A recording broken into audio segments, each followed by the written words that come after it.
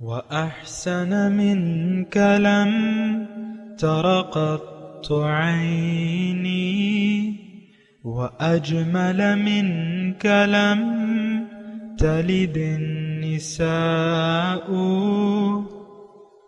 خلقت مبرأ من كل عيب، خلقت مبرأ من كل عيب، كأنك قد خلقت كما تشاء. كتاب أنزلناه إليك مبارك ليدبروا آياته وليتذكر أولو الألباب. یہ کتاب برکت والی ہے جسے ہم نے آپ کی طرف نازل فرمایا ہے تاکہ دانش مند لوگ اس کی آیتوں میں غور و فکر کریں اور نصیحت حاصل کریں۔ اللہم صلی اللہ سیدنا محمد وعلی آل سیدنا محمد بعدد کل ذرۃ مئۃ الف الف مرۃ۔ سامعین و ناظرین کرام، السلام علیکم ورحمۃ اللہ وبرکاتہ۔ سامعین کرام، سورہ یونس 869 نمبر درس ہے اور آیت نمبر 3 ہے، حصہ دوم۔ آج کا موضوع، کیا ہم نے ظاہر کو اپنا حاجت روا سمجھ لیا ہے؟ اس کے ساتھ آج کے سبق کا آغاز کرتے ہیں۔ سب سے پہلے گزشتہ سبق کا اعادہ ہوگا۔ اعوذ باللہ من الشیطان الرجیم۔ پناہ مانگتا ہوں میں اللہ کی شیطان مردود سے۔ بسم اللہ الرحمن الرحیم۔ شروع اللہ کے نام سے جو بڑا مہربان نہایت رحم والا ہے۔ ان ربکم اللہ الذی خلق السماوات والارض فی 6 ایام ثم استوى على العرش يدبر الأمر ما من شفيع إلا من بعد إذنه ذلكم الله ربكم فاعبدوه أفلا تذكرون۔ تمہارا پروردگار تو خدا ہی ہے جس نے آسمان اور زمین 6 دن میں بنائے، پھر عرش تخت شاہی پر قائم ہوا۔ وہی ہر ایک کام کا انتظام کرتا ہے، کوئی اس کے پاس اس کا اذن حاصل کیے بغیر کسی کی سفارش نہیں کر سکتا۔ یہی خدا تمہارا پروردگار ہے، تو اسی کی عبادت کرو، بھلا تم غور کیوں نہیں کرتے؟ سامعین اکرام، سورہ یونس آیت نمبر 3، لفظی ترجمہ، ان ربکم اللہ الذی خلق السماوات والارض فی 6 ایام۔ تمہارا رب تو وہ اللہ ہے جس نے پیدا کیے ہیں آسمانوں کو اور زمین کو 6 دنوں میں، ثم استوى علی العرش، پھر عرش پر قائم ہوا۔ یدبر الامر، وہی ہر کام کا انتظام کرتا ہے۔ ما من شفیع الا من بعد اذن، اس کے حکم کے بغیر کوئی شفاعت کرنے والا نہیں ہے۔ ذالکم اللہ ربکم فاعبدوہ، تو یہی تمہارا رب ہے، حاجت روا ہے، تو اسی کی بندگی کرو۔ افلا تذکرون، کیا تم نصیحت حاصل نہیں کرتے؟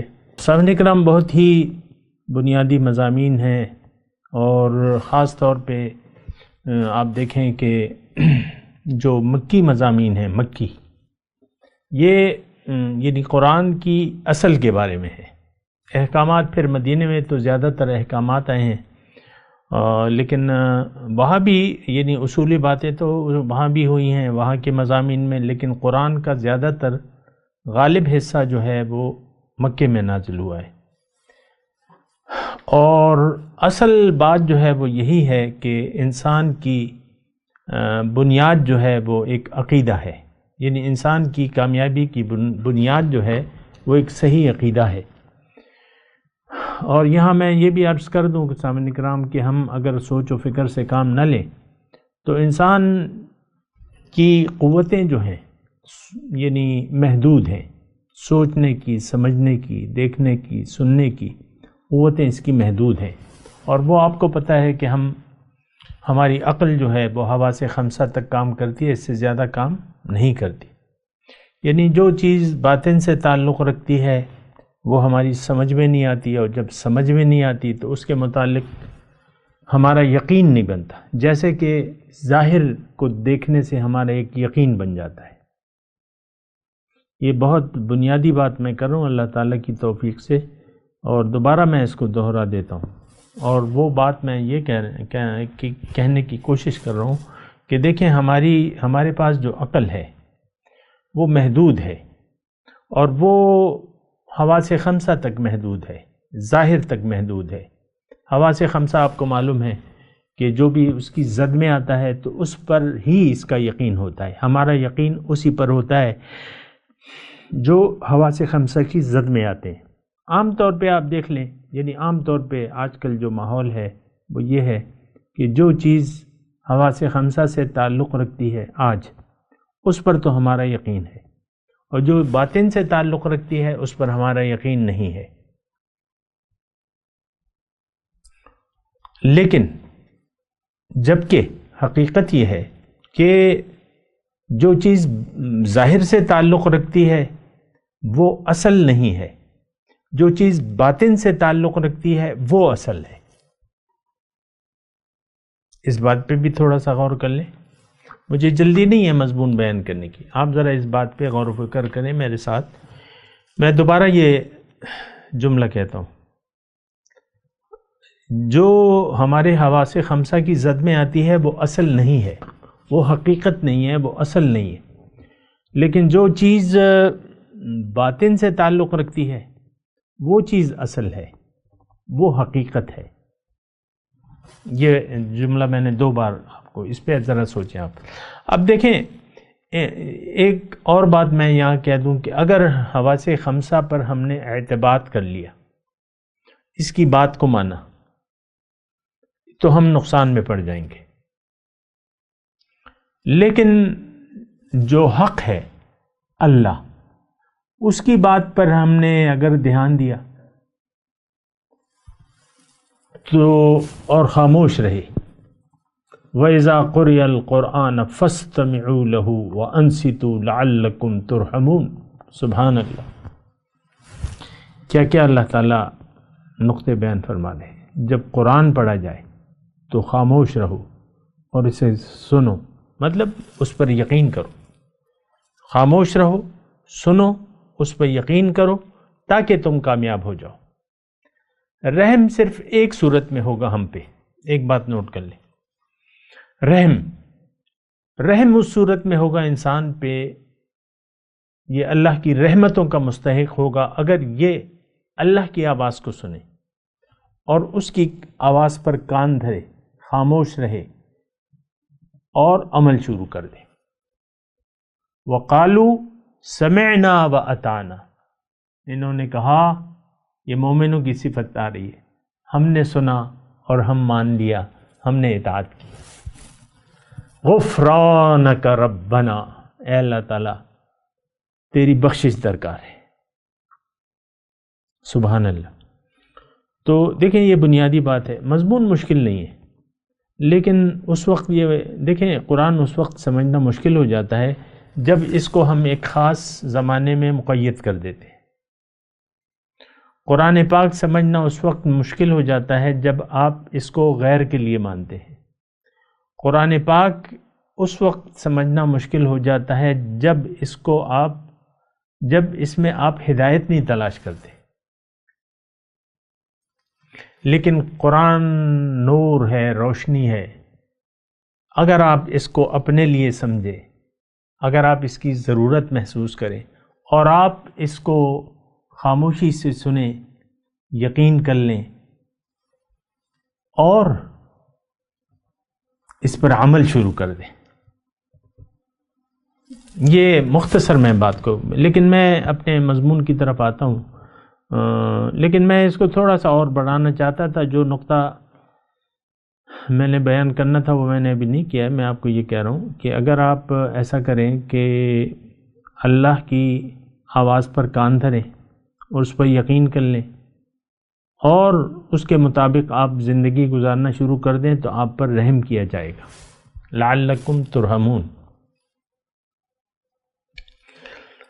اب جو بات یہ تمام مضمون میں بیان کرنا چاہ رہا ہوں وہ یہ ہے کہ دیکھیں ہم انسان ہیں، کمزور ہیں، ہماری قوتیں کمزور ہیں، جو ہمارے سمجھنا عقل ہے وہ کمزور ہے، اس کی کچھ حدود اور قیود ہیں.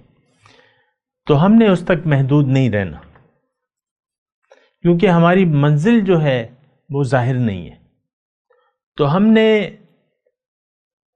وہ بات ہمیں چاہیے سننی چاہیے جو ہمیں باطن سے آگاہی دے، جو ہمیں باطن کے بارے میں بتائے، جو اللہ تعالیٰ کی رحمت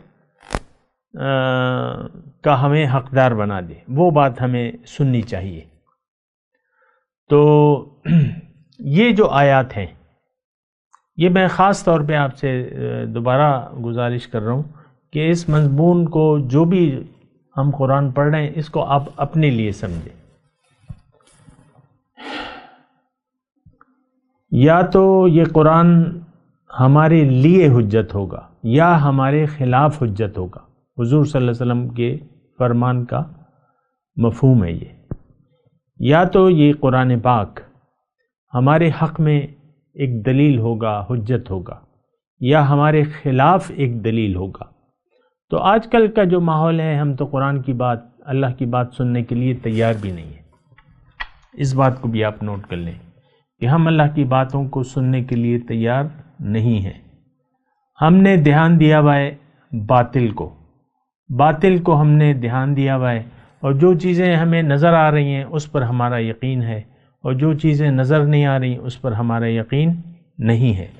اور میں اس میں مثال کے طور پہ آپ کو اپنی ذات کی مثال پیش کرتا ہوں کہ آپ دیکھیں انسان جو ہے وہ ظاہر، اس کا اپنے ظاہر پر یقین ہے، اور وہ اپنے باطن کے بارے میں ایک تو جانتا نہیں ہے، اور دوسری بات یہ ہے افسوس کی کہ وہ جاننا بھی نہیں چاہتا اپنی حقیقت کے بارے میں. حالانکہ انسان کی حقیقت وہ نہیں ہے جو کہ نظر آ رہی ہے، انسان کی حقیقت وہ ہے جو کہ نظر نہیں آ رہی. ان ربکم اللہ الذی خلق السماوات والارض. تو دیکھیں بہرحال یہ مضمون تھوڑا سا تمہیدی اس لیے بھی ضروری ہے سامعین کرام کہ ہم نے اپنا رب بدل لیا ہے. رب کا مطلب حاجت روا. دیکھیں جس کو آپ حاجت روائی میں چن لیں گے اسی کے سامنے پھر جھکیں گے.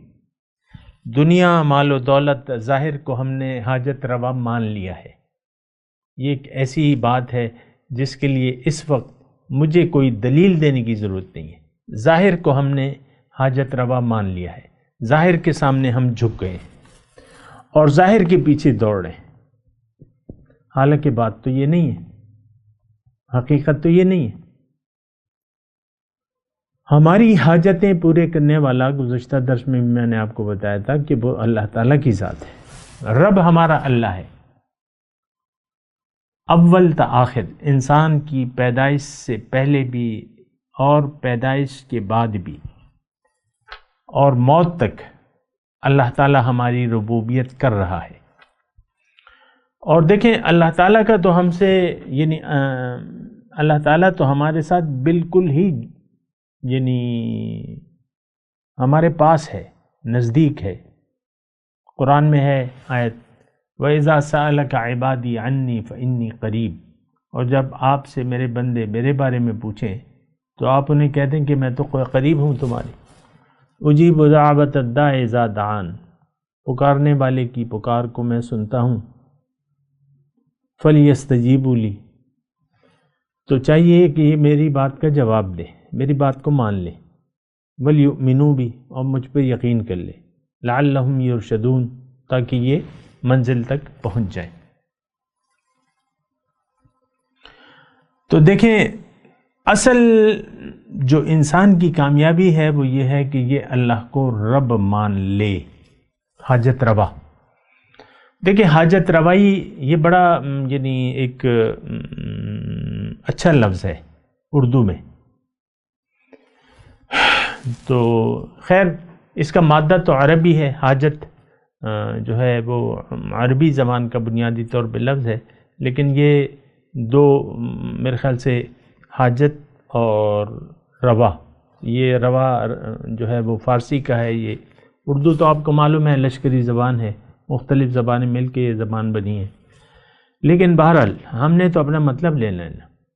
انسان جس کو حاجت روا مان لے اس کے سامنے جھک جاتا ہے، شعوری طور پہ یا غیر شعوری طور پہ۔ اس وقت ہم غیر شعوری طور پہ ظاہر کو ہم نے اپنا حاجت روا تسلیم کر لیا ہے اور ظاہر کو اپنی منزل بنا لیا ہے۔ آپ دیکھ لیں بچے کے نام پہ ظاہر کا نام ہے، ظاہر، ہر بچہ ظاہر کے بارے میں سوچتا ہے، اور جب یہ بڑا ہو جاتا ہے تو اس کی وہ سوچ جو ہے پختہ سے پختہ تر ہوتی چلی جاتی ہے۔ آپ دیکھ لیں، مجھے تو میں تو دیکھتا رہتا ہوں، یعنی ایسے دیکھتا ہوں نا کہ یہ حقیقت کیا ہے، لوگ کیا کر رہے ہیں، لوگ کس طرف جا رہے ہیں، جانا کہاں ہے، لوگوں کا رخ کس طرف ہے، اس طریقے سے میں دیکھتا رہتا ہوں کہ دنیا کو اللہ تعالیٰ نے مخلوق کو کیوں پیدا کیا ہے، کس لیے بنایا ہے، اور مخلوق کر کیا رہی ہے۔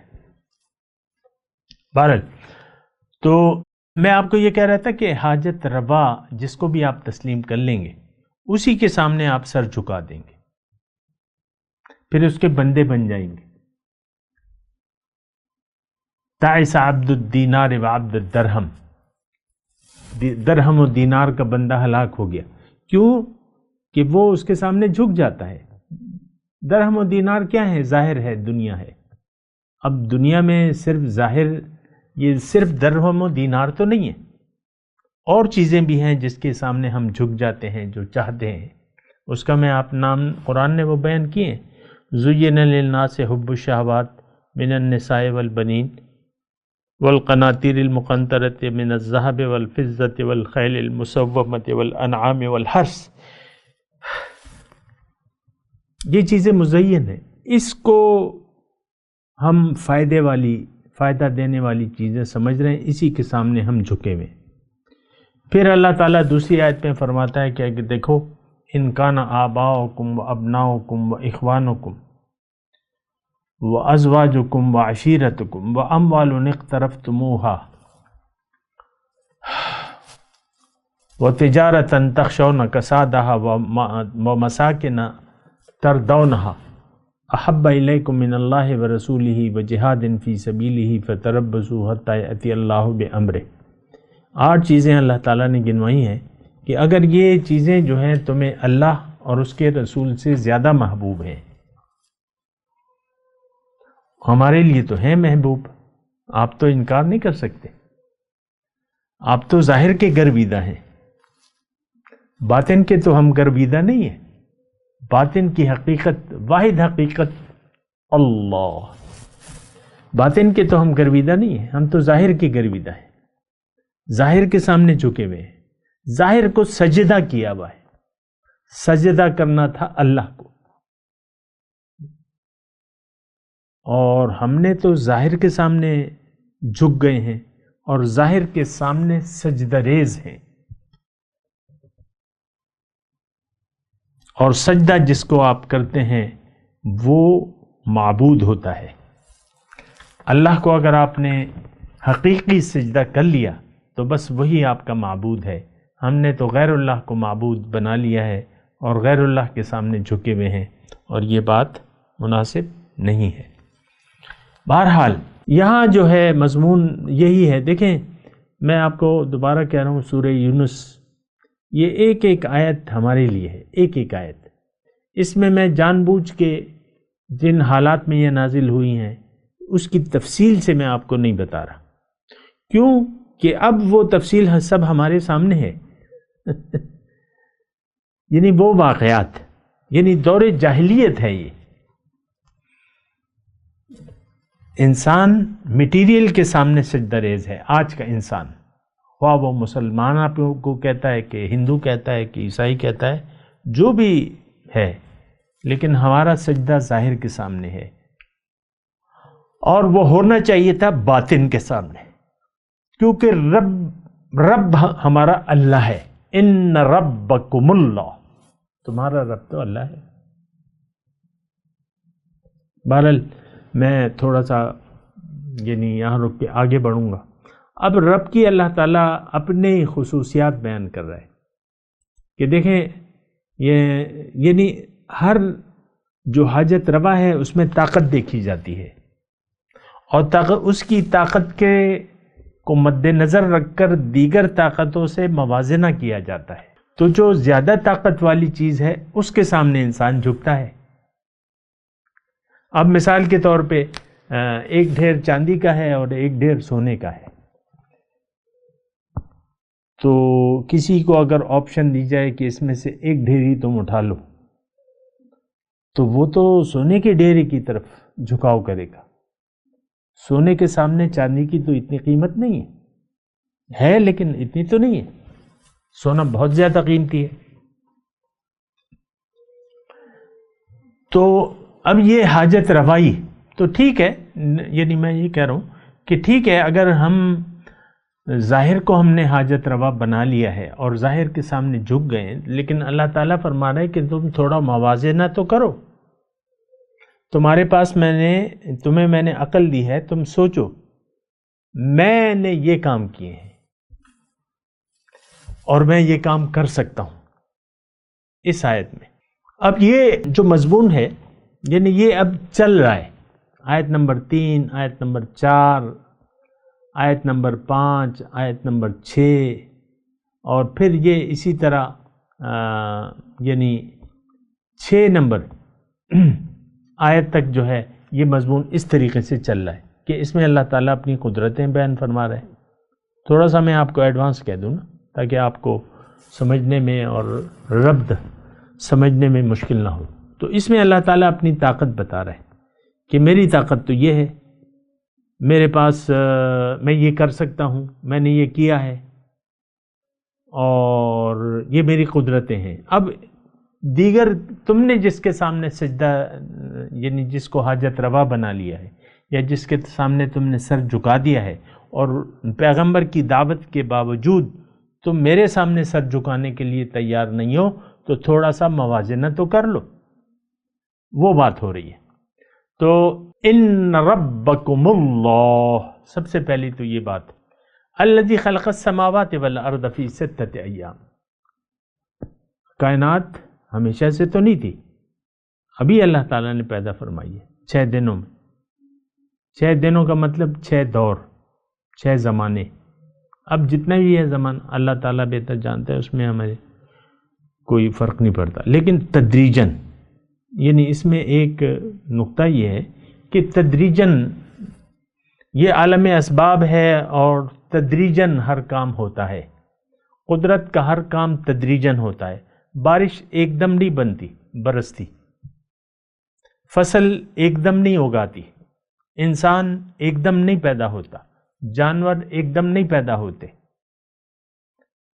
گرمی کا موسم ایک دم نہیں آ جاتا، سردی کا موسم ایک دم نہیں آ جاتا، دریا ایک دم نہیں بھر جاتے، سمندر سے آبی بخارات ایک دم نہیں اڑ کے جاتے. یہ سب ایک دم نہیں ہے، تدریجن ہے. اس میں تدریج ہے، اسباب ہیں اور تدریج ہے. اس میں نقطہ یہ ہے کہ یہ عالم اسباب ہے اور ہر کام تدریج سے. تو تم بھی لَتَرْكَبُنَّ طَبَقًا عَنْ طَبَقٍ، اے انسان تم جب میرے پاس آتے ہو تو ایک درجے سے دوسرا، دوسرے سے تیسرا. تم میرے پاس بھی ایک دم نہیں آ سکتے. اِنَّكَ قَادِحٌ إِلَىٰ رَبِّكَ قَدْحًا فَمُلَاقِي. سبحان اللہ. اے انسان جب تم میرے پاس آنے کے لیے خوب مصیبتیں جھیلتے ہو، خوب تکلیفیں برداشت کرتے ہو، تو یقین رکھو کہ تمہاری ملاقات اس سے ہو جائے گی. ایک دم نہیں، آہستہ آہستہ. حضور صلی اللہ علیہ وسلم آئے تو 23 سال میں دین غالب ہوا دیگر ادیان پر. 23 سال میں، اس میں ٹائم لگا نا. تو تدریجن، تدریج ہے اللہ تعالیٰ. آپ فصل بوتے ہیں گندم کی، 6 ماہ میں تیار ہو جاتی ہے. اسی طرح ہر فصل کا اپنا ٹائم ہے، کوئی جلدی کوئی دیر میں. تو بہرحال خلق السماوات والارض فی 6 ایام، 6 دنوں میں اللہ تعالیٰ نے پیدا فرمایا. ثم استوى علی العرش، پھر تخت اقتدار پر براجمان ہو گیا، یعنی عرش پر قائم ہوا، یعنی اقتدار اس نے اپنے ہاتھ میں رکھا. مقتدر ہستی، انتظام کرنے والی، یدبر الامر، اور وہی ہر کام کا انتظام کرتا ہے. پیدائش بھی اس کی ہے اور اب انتظام بھی اسی کے پاس ہے. یدبر الامر، کام کی تدبیر، ہر کام کا انتظام اس کے ہاتھ میں. زمام اقتدار اللہ تعالیٰ فرما رہے میرے ہاتھ میں ہے، مجھ سے کوئی بھاگ نہیں سکتا، مجھ سے کوئی چھوٹ نہیں سکتا. ہر مخلوق کا انتظام میرے پاس ہے، ہر مخلوق کو رزق میں دے رہا ہوں، ہر مخلوق کی موت اور زندگی کا میں ذمہ دار ہوں. خلق الموت والحیات، موت اور زندگی میں نے بنائی ہے. تو دیکھیں یہ اللہ تعالیٰ کی قدرتیں ہیں، یہ اللہ. اب ہمیں موازنہ کرنا ہوگا کہ دیگر مخلوقات سے جس کے سامنے ہم نے سر جھکایا ہے ان میں کیا طاقت ہے. ما من شفین الا من بعد اذن، سفارش کوئی نہیں کر سکتا اس کی جناب میں، کسی کی مجال نہیں ہے کہ اللہ کی اجازت کے بغیر کسی کی سفارش کرے. کیا مطلب؟ اللہ پر اعتماد، بھروسہ اور اللہ کو راضی آپ نے کر لیا تو پھر سفارش کی گنجائش ہے. وہ ناراض ہے تو پھر سفارش کی وہ اجازت ہی نہیں دے گا آپ کو. ہمارے تو کچھ اور تصورات ہیں نا، اس کو چھوڑ دیں، لیکن اللہ کو راضی کرنا ہے. اذن خدابندی کے بغیر کوئی آپ کی سفارش کر نہیں سکتا. من ذا الذی یشفع عندہ الا باذنہ، آیت الکرسی میں مضمون ہے. ذالکم اللہ ربکم فاعبدوہ، یہ اللہ تمہارا رب ہے تو اسی کے سامنے سر جھکا دو. یعنی اس کا کوئی مقابل نہیں ہے، اس کا کوئی ثانی نہیں ہے، اس جیسا کوئی نہیں ہے، اس کے برابر کوئی نہیں ہے. اور مقتدر ہستی ہے وہ، مقتدر. ان اللہ علی کل شیء قدیر، ہر چیز پر اللہ تعالیٰ قادر ہے. تو بات یہ ہے کہ ہم نے سوچنا ہوگا سامنے کلام، سوچ سمجھ کے فیصلہ کریں کہ حاجت روائی کام کس کا ہے، رب کون ہے، حقیقی رب کون ہے. وہ یعنی ہونے سے نہ ہونا نکالتا ہے. ایک کام ہونے والا ہوگا، آخر میں ساری تدابیر فیل ہو جائیں گی، نہ ہونے سے ہونا نکال لیتا ہے. اب یہ تو مضمون ہے لیکن اس میں ابھی تو نہیں کر سکتا. بہرحال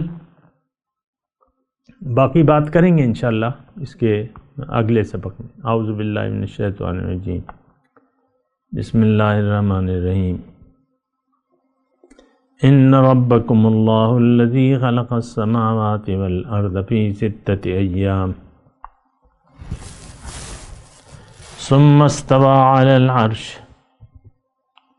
یدبر الامر ما من شفیع الا من بعد اذنہ ذالکم اللہ ربکم فاعبدوہ افلا تتذکرون. اب ان آیت کی ترجمہ سنا دیں. ان ربکم اللہ الذی خلق السماوات والارض فی 6 ایام، تمہارا رب تو اللہ ہے جس نے پیدا کیا ہے آسمانوں اور زمین کو 6 دنوں میں. ثم استوى علی العرش، پھر عرش پر قائم ہوا. یدبر الامر، وہی ہر کام کا انتظام کرتا ہے.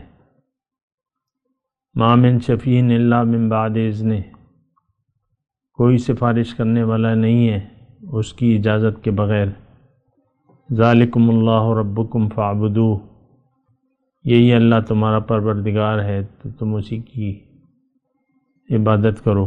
افلا تذکرون، کیا تم نصیحت حاصل نہیں کرتے؟ اس کے ساتھ آج کے درس کی تلاوت اور ترجمہ سنتے ہیں۔ اعوذ باللہ من الشیطان الرجیم، پناہ مانگتا ہوں میں اللہ کی شیطان مردود سے۔ بسم اللہ الرحمن الرحیم، شروع اللہ کے نام سے جو بڑا مہربان نہایت رحم والا ہے۔ ان ربکم اللہ الذی خلق السماوات والارض فی 6 ایام ثم استوى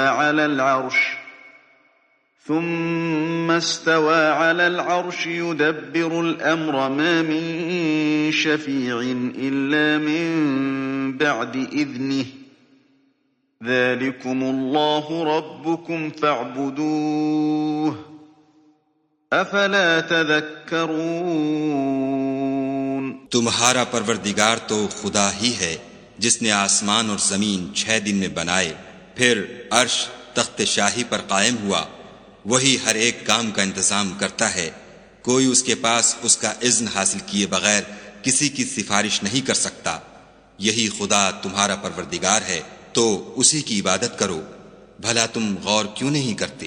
اس کے ساتھ ہی سامعین کرام آج کے درس کا وقت اختتام کو پہنچا۔ انشاءاللہ اگلے درس میں ملاقات ہوگی۔ وآخر دعوانا ان الحمدللہ رب العالمین، والسلام علیکم ورحمۃ اللہ وبرکاتہ۔ مولایا صلی وسلم دائما ابدا علی حبیبک خیر الخلق کل